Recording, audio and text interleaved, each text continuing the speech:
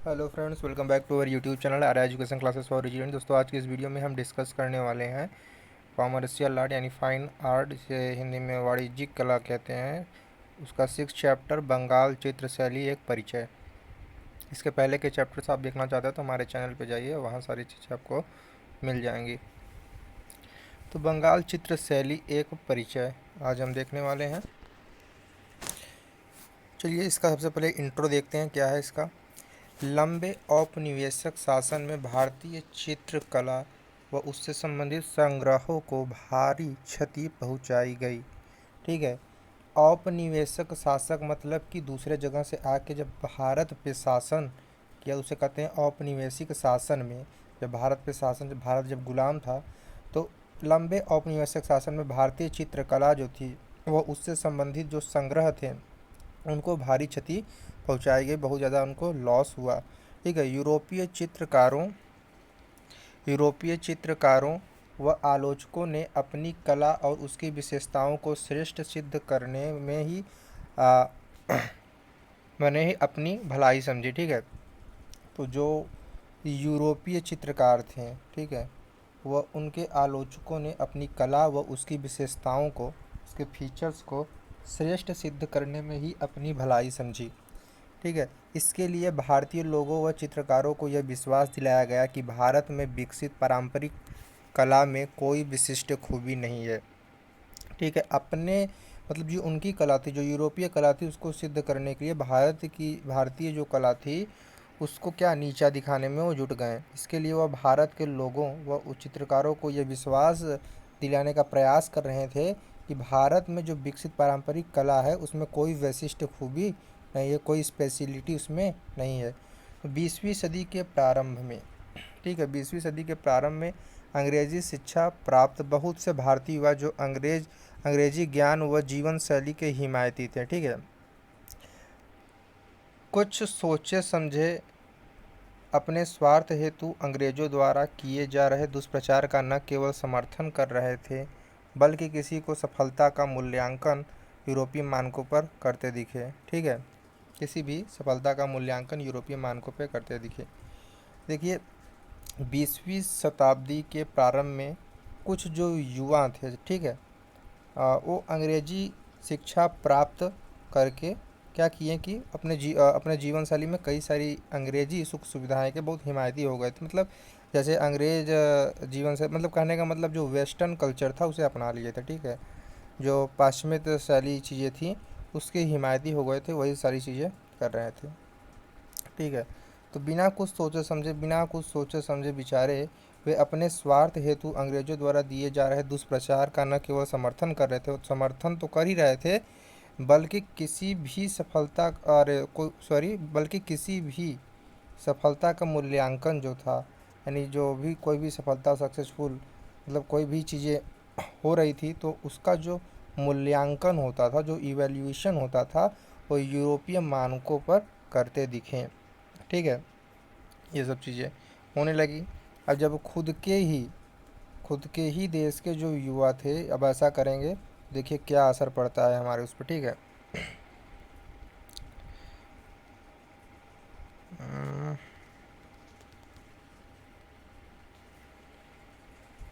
छोटी रियासतों, देखिए यहाँ पे आ गए हम।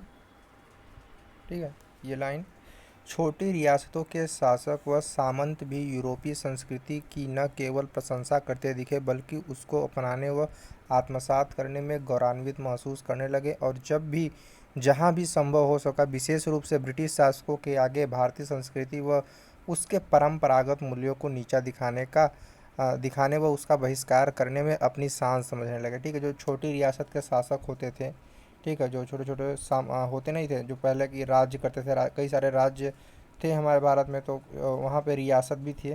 तो छोटे छोटे जो रियासतों के जो शासक हुआ करते थे, जो सामंत थे, वह यूरोपीय संस्कृति की प्रशंसा करते थे। ठीक है, यूरोपीय संस्कृति की केवल प्रशंसा करते दिखे, बल्कि उसको अपनाने व आत्मसात करने में भी गौरवान्वित महसूस करने लगे। ठीक है, बल्कि वो सिर्फ उनकी प्रशंसा नहीं कर रहे थे, बल्कि उसको धीरे धीरे अपनाने भी लगे थे, वेस्टर्न कल्चर को फिर अपनाने लगे थे। ठीक है, और जहाँ भी संभव हो सका, जहाँ भी, जब भी, किसी भी जगह, विशेष रूप से ब्रिटिश शासकों के आगे भारतीय संस्कृति व उसके परंपरागत मूल्यों को नीचा दिखाने व उसका बहिष्कार करने में अपनी शान समझने लगे कि बहुत अच्छा है, बहुत अच्छा कर रहा हूँ मैं, ऐसा को समझने लगे। ठीक है।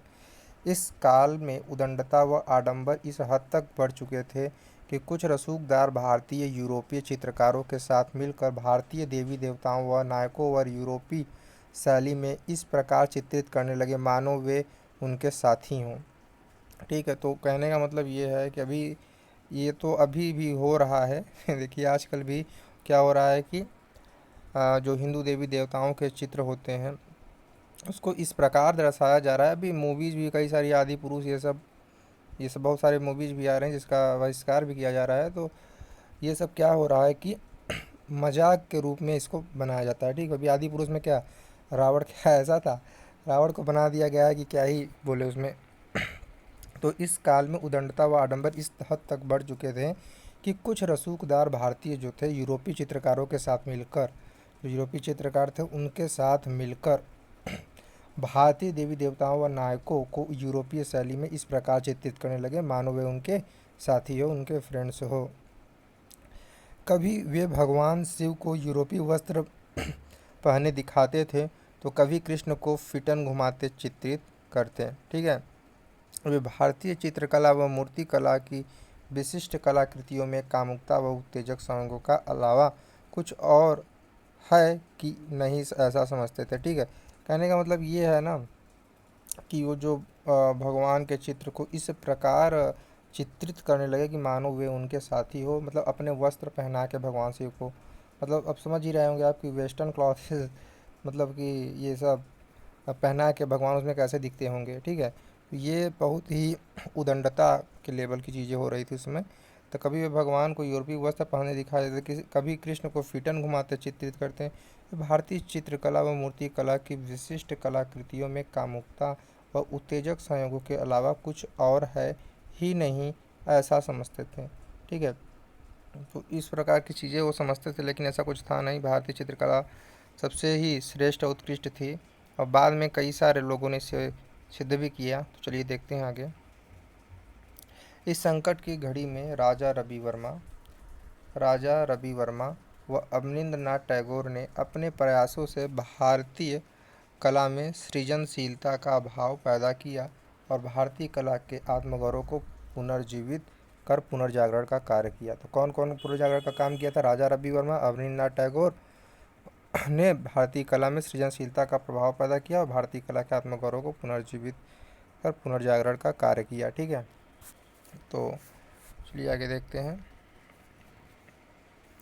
बंगाल शैली की चित्रकला की उत्पत्ति एवं विकास। बंगाल शैली का उदय 20वीं सदी के आरंभ में तब हुआ जब भारत में राष्ट्रवादी आंदोलनों के चलते भारतीय चित्रकारों व विद्यार्थियों ने ब्रिटिश कला अकादमी के क्रियाकलापों के विरुद्ध न केवल आवाज़ बुलंद की बल्कि पश्चिमी यथार्थवाद की प्राणहीन कला शैली का अंधानुकरण करने से अपने आप को अलग करने लगे।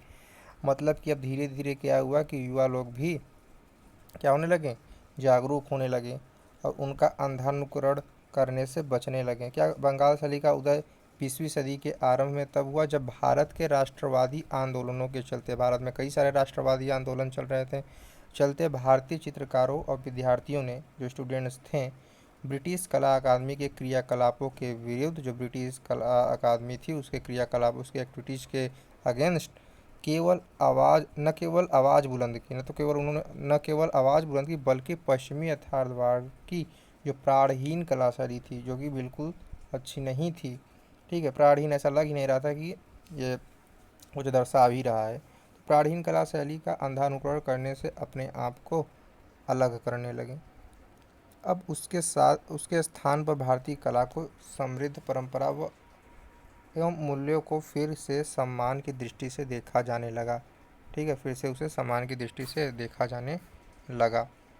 संकट की इस घड़ी में कुछ ऐसे ख्याति प्राप्त कलाकार सामने आए जिन्होंने बिना किसी भय के देश में कला आंदोलनों को नई दिशा प्रदान की, साथ ही अपने प्रयासों से सृजनशील कला के नए ठीक है, सनी कला के नए मानक स्थापित करके भारतीय कला परंपरा को गौरवान्वित किया। इस परंपरा के अग्रणी थे राजा रवि वर्मा, अवनींद्रनाथ टैगोर, गगनेंद्र नाथ टैगोर, रविन्द्रनाथ टैगोर, नंदलाल बोस और जैमिनी राय। ठीक है, ये नाम आपको याद रखना है। उनके इस प्रयास में कलकत्ता के सरकारी कला विद्यालय के प्राचार्य प्रोफेसर ईवी हैवल ने उनका सहयोग किया। तो ईवी हैवल को भी आपको याद रखना है। हैवल ने यूरोपीय चित्र की नकल बनाने की प्रथा को उचित नहीं समझा, इसलिए उन्होंने 1904 ईस्वी में विद्यालय की कला दीर्घा से यूरोपीय चित्रकारी के नमूनों व पश्चिमी पुरावशेषों को हटाकर उनके स्थान पर भारतीय जीवन और आदर्श से परिपूर्ण अजंता, बाघ, एलोरा, राजपूत व मुगल शैली के चित्रों को दर्शक दीर्घा में लगाकर भारतीय शैली को प्रोत्साहित किया। ठीक है, ये हो गया आपका यहाँ तक। ठीक है, तो आगे है कि जब अब उसके बाद क्या किया उन्होंने प्रोत्साहित की दिया, किसने किया? ईवी हैवल ने। ठीक है, अवनींद्रनाथ टैगोर द्वारा बनाए गए भारत माता के चित्र में क्रांतिकारियों में हलचल पैदा कर दी। ठीक है, अवनींद्रनाथ टैगोर ने भारत माता के चित्र बनाया था, जिसके कारण क्रांतिकारियों में क्या हो गई? हलचल पैदा कर दी, क्रांतिकारी में हलचल पैदा कर दी। ठीक है, उनके इस कार्य की सर्वत्र प्रशंसा व आलोचना होनी स्वाभाविक थी। जाहिर सी बात है भाई कि अगर कोई अब बना रहा है भारत माता के लिए, जो ब्रिटिश वाले हैं अब उसका विरोध करेंगे ही। तो उनके इस कार्य की सर्वत्र प्रशंसा कौन करेंगे? भारतीय लोग करेंगे। ठीक है, उनको यूनाइट करने के लिए ये एक चित्र बनाया गया था भारत माता का। तो ब्रिटिश वाले जो थे, अब जब वो यूनाइट होंगे तो क्या करेंगे? उनकी आलोचना करेंगे। तो उनके इस कार्य की सर्वत्र प्रशंसा व आलोचना होनी स्वाभाविक थी। उनकी यूरोपीय जल रंग तकनीकी, टेम्परा व जापान की वास्तु तकनीकी के मिश्रण ने स्वप्नलोक जैसे चित्रों का निर्माण किया। यही मिश्रित तकनीकी बंगाल कला शैली का प्रमाण चिन्ह बन गई। कौन सी? यही मिश्रित तकनीकी बंगाल कला शैली का प्रमाण चिन्ह बन गई। ये क्वेश्चन भी आ सकता है कि बंगाल कला शैली का प्रमाण चिन्ह कौन सी मिश्रित तकनीकी बन गई। ठीक है, तो ये भी आपको याद रखना है। ठीक है, उनकी वास्तु तकनीकी ने ईवी हैवल को इतना प्रभावित किया कि उन्हें अपने कला विद्यालय का प्राचार्य, कला विभाग का उप प्राचार्य अध्यक्ष नियुक्त कर दिया। ईवी हैवल उनके इस तकनीकी से इतना ज़्यादा प्रभावित हो गए, इतना ज़्यादा इम्प्रेस्ड हो गए कि उन्होंने अपने कला विद्यालय का उप प्राचार्य यानी जो वाइस प्रिंसिपल होते हैं, ये उनको कला विभाग का अध्यक्ष नियुक्त कर दिया गया। ईवी हैवल ने दिशा निर्देशन में अवनींद्रनाथ को अजंता, बाघ, राजपूत व मुगल शैली का गहन अध्ययन करने की प्रेरणा मिली। ठीक है, वहाँ पे जब वो गए तो उन्होंने ईवी हैवल के दिशा निर्देशन में अवनींद्रनाथ को अजंता, बाघ, राजपूत व मुगल शैली का गहन अध्ययन करने के लिए प्रेरणा मिली। बंगाल की चित्रकला शैली पर इसका स्पष्ट प्रभाव भी देखा जा सकता है। बंगाल शैली के चित्रकार अपने चित्रों में अजंता की रेखीय कोमलता, लय व लालित्य को बेहतर ढंग से प्रस्तुत करने में सफल रहे। इन चित्रों में मुगल व राजपूत शैली का प्रभाव भी दृष्टिगोचर होता है। बंगाल